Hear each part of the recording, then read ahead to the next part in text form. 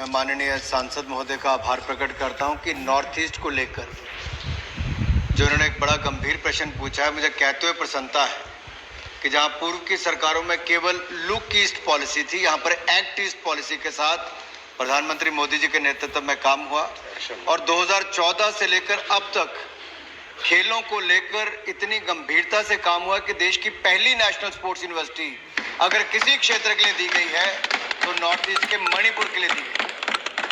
ये दिखाता है कि सरकार का नॉर्थ ईस्ट के प्रति प्रेम भी और काम भी। इसके अलावा सर, जो खेलो इंडिया सेंटर्स हम देश भर में खोल रहे हैं, अब ये सेंटर्स 1000 सेंटर एक साल में हम खोलने जा रहे हैं। और मुझे ये भी कहते हुए प्रसन्नता, मैं आपके माध्यम से सदन को कहना चाहता हूं कि इसी साल 2023 में देश को 1000 खेलो इंडिया सेंटर्स दे दिए जाएंगे प्रधानमंत्री मोदी। नॉर्थ ईस्ट एक ऐसा क्षेत्र है जहां पर हर जिला में एक नहीं, बाकी जगह एक सेंटर है। नॉर्थ ईस्ट के लिए हर जिला में 2-2 सेंटर भी लगभग देने का काम हमने किया है। जो 227 खेलो इंडिया के स्मॉल सेंटर्स हमने नॉर्थ ईस्ट के लिए दिए हैं, ये दिखाता है मोदी सरकार का।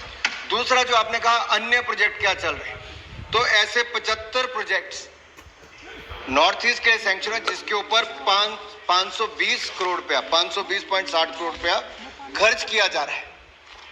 ये जो नेशनल स्पोर्ट्स यूनिवर्सिटी है सर, इसका 634.34 करोड़ रुपया अलग से है। ये जो प्रोजेक्ट हैं 75 प्रोजेक्ट, जैसे हम आजादी का 75 वर्ष मना रहे हैं, वैसे 75 प्रोजेक्ट नॉर्थ ईस्ट के लिए 520 करोड़ रुपया इसके लिए खर्च हो रहा है। जो उन्होंने पूछा अन्य क्या हो रहा है, तो नेशनल सेंटर ऑफ एक्सीलेंस ये भी 3 वहां पर चल रहे हैं, 12 साइट ट्रेनिंग सेंटर चल रहे हैं, 22 एक्रेडिटेड अकेडमीज वहां पर चल रही हैं। ऐसे हमने अखाड़े भी वहां पर लिए हैं। और सर, मुझे कहते हुए प्रसन्नता है कि नॉर्थ ईस्ट की हमारी बेटियों ने विशेष तौर पर, मैरी कॉम इस सदन का हिस्सा थी, 6 बार की वर्ल्ड चैंपियन बॉक्सिंग में कहीं से आई तो मैरी कॉम। अगर हमें कॉमनवेल्थ गेम में पहला मेडल किसी ने जिताया और कॉमनवेल्थ गेम में भी पहला गोल्ड मेडल किसी ने जिताया तो मीराबाई चानू ने जिताया, जो हमारे नॉर्थ ईस्ट से बेटी आती है। ऐसे हमारी अन्य खेलों में भी, फुटबॉल में सुनील छेत्री से लेकर हमारे बाईचिंग भूटिया हो, या हमारे लवलीना ने बॉक्सिंग में, या शिवा थापा ने, ऐसे सर मैं लंबी लिस्ट पढ़ सकता हूं। नॉर्थ ईस्ट का एक बहुत बड़ा योगदान खेलों की दृष्टि में है। लेकिन मैं ये भी कह सकता हूं 2014 के बाद अगर नॉर्थ ईस्ट के लिए पूरी ताकत के साथ काम किसी ने खेलों की दृष्टि में किया है तो नरेंद्र मोदी जी के नेतृत्व में एनडीए की सरकार ने किया है। धन्यवाद। माननीय कामाख्या प्रसाद तासा जी, दूसरा supplement. Chairman sir, thank you, और मंत्री जी को भी धन्यवाद। आपने लवलीना मीराबाई का बात बोला, मैं जानना चाहता हूँ ये खेल क्षेत्र में कॉर्पोरेट गोष्ठी का जो CSR फंड है और आदर्श जो इंस्टीट्यूट वहाँ पर बना हुआ है, उसका कुछ हेल्प लेने का व्यवस्था क्या है क्या, और मीराबाई चानू, लवलीना, सीमा दास जैसा प्लेयर को मदद मिले, इसका कुछ व्यवस्था चिंतन किया है क्या? सांसद महोदय कामाख्या, ये हमारे बहुत लोकप्रिय नेता भी हैं, उस रीजन के युवा नेता भी हैं तासा जी। और मैं ये कहना चाहता हूं कि जो इन्होंने CSR फंड की बात कही है कामाख्या प्रसाद जी ने, वो कॉर्पोरेट अफेयर्स के CSR का जो नियम है उसमें शेड्यूल 8 के अंतर्गत अलग अलग कैटेगरीज दी हैं। कंपनीज अपनी अपनी प्रायोरिटीज तय करती हैं, लेकिन भारत सरकार ने नेशनल स्पोर्ट्स डेवलपमेंट फंड एक क्रिएट किया है जहां कोई भी कंपनी, कोई भी व्यक्ति अगर उसमें डोनेट करता है किसी एथलीट को, किसी गेम को, किसी स्पोर्ट को, या किसी स्पोर्ट्स इंफ्रास्ट्रक्चर को बनाने के लिए, तो उसको ATG और 12A के अंतर्गत एग्जम्पशन इनकम टैक्स भी मिलती है, उसका लाभ भी मिलता है। और हमने उस दृष्टि से भी खिलाड़ियों को बहुत मदद करने का काम किया है।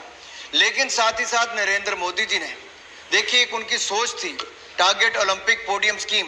जब सोनोवाल जी खेल मंत्री थे तब वो टारगेट ओलंपिक पोडियम स्कीम लेकर आए थे प्रधानमंत्री मोदी जी, और उसको इसलिए लागू किया गया कि बोर्डिंग, लॉजिंग, ट्रेनिंग, ये सारा खर्चा भारत सरकार देश विदेश का खिलाड़ियों का सहन करती है। और इसके अलावा 6 लाख रुपया यानी कि 50,000 रुपया महीना उनको जेब खर्च, ये भी खिलाड़ी को देना सुनिश्चित भारत सरकार करती है, जो आज से पहले कभी नहीं हुआ। फिर दूसरा है, इसी तरह से boarding, lodging, training, development athlete का भी सर पूरा भारत सरकार सहन करती है, वहन करती है। और 3 लाख रुपया उनको 25,000 रुपया महीना जेब खर्च अलग से देती है। खेलो इंडिया एथलीट के लिए भी 5 लाख रुपया उनकी बोर्डिंग, लॉजिंग, ट्रेनिंग, और 1,20,000 रुपया, यानी कि 3500 ऐसे एथलीट हैं जिनको 6,20,000 रुपया अलग से मिलता है, जिसमें 1,20,000 जेब खर्च है।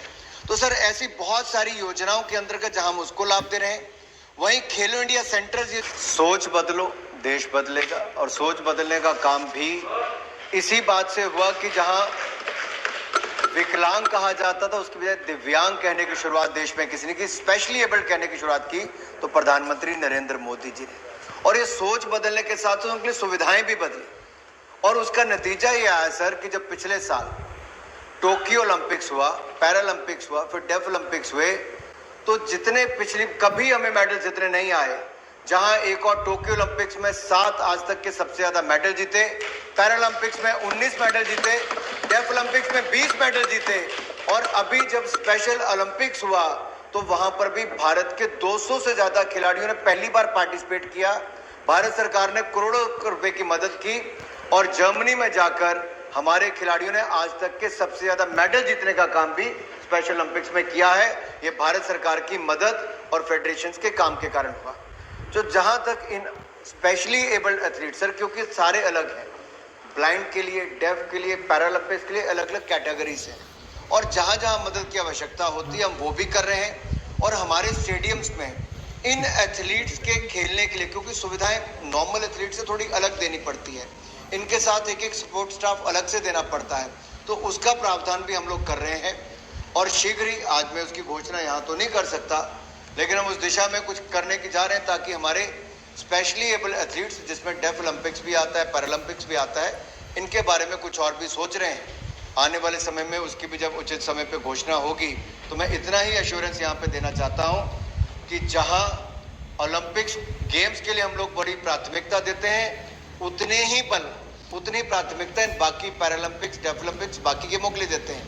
राज्यों में बाकियों के लिए अलग अलग कैश प्राइज हो सकते हैं, लेकिन हमारे यहाँ पर जो मेन ओलंपिक्स के लिए, वही पैरालंपिक्स के लिए भी कैश प्राइज उतना ही दिया जाता है। एक समान नजर से देखने का काम ये नरेंद्र मोदी जी की सरकार में, और सुविधाएं भी वो करने का कार्य होता है। क्वेश्चन में अगर आप ब्रीफ नहीं होंगे तो दिक्कत सर, होगी। माननीय कलिता जी स्वयं भी खेल जगत से बहुत लंबे समय से जुड़े हुए हैं जी, और मैं इतना ही कहना चाहता हूं कि सबसे बड़ी बात है कि ना केवल आपको स्पोर्ट्स इंफ्रास्ट्रक्चर चाहिए, बल्कि उसके आसपास लगती जो सुविधाएं हैं, road connectivity, train connectivity, air connectivity बहुत आवश्यक है। और सर इसकी कमियां बहुत पहले होती थी, 2014 से पहले। आज मैं सदन में खड़ा होकर कह सकता हूं कि पिछले 9 सालों में 8,480 किलोमीटर से बढ़कर लगभग 16,000 किलोमीटर सड़कों का जाल वहां पर बिछाया गया है। ये एक सुविधा मिली है सर। एयरपोर्ट हमारे दुगने हो गए सर, जो हमने सोचा नहीं था, जो 70 साल में नहीं हुए, वो 9 साल में हो गए हैं। और हमारी रेल की कनेक्टिविटी में भी बहुत बड़ा सुधार आ रहा है। और इसी तरह से ही इससे सर सबसे बड़ी गंभीरता नजर आती है कि प्रधानमंत्री जी का दौरा 9 साल में 60 बार नॉर्थ ईस्ट का हुआ है। ये अपने आप में बहुत कुछ कहता है कि नॉर्थ ईस्ट के लिए क्या है। सर हम आज के समय 1350 प्रोजेक्ट, केवल मेरे डिपार्टमेंट के नहीं सर, कुल मिलाकर भारत सरकार के 1350 प्रोजेक्ट लगभग 15,760 करोड़ रुपए के नॉर्थ ईस्ट के लिए चल रहे हैं। सर ये गंभीरता दिखाता है भारत सरकार की नॉर्थ ईस्ट के प्रति। जब ये सारा इंफ्रा बन रहा है सर, तो वो समय भी दूर नहीं। अगर पहले सोनोवाल जी ने सैफ गेम्स और बाकी गेम्स बड़े कराए, किरण जी ने वहां पर इंफ्रास्ट्रक्चर को और सुधार करने का काम किया, तो मेरे समय भी मोदी जी के नेतृत्व में जो सरकार चल रही है, कोई कमी नहीं आएगी, क्योंकि नॉर्थ ईस्टर्न रीजन पर लगभग 3,37,000 करोड़ रुपया अब तक पिछले 9 सालों में खर्च कर चुके हैं। 3,37,000 करोड़ रुपया। सर ये अपने आप में दिखाता है कि जब इंफ्रा बन रहा है तो इवेंट्स कराने में भविष्य में कोई दिक्कत नहीं आएगी, लेकिन ये फेडरेशंस को इसमें थोड़ा इनिशिएटिव लेना पड़ता है। सरकार साथ में खड़ी होगी जब ऐसा कोई मौका आएगा।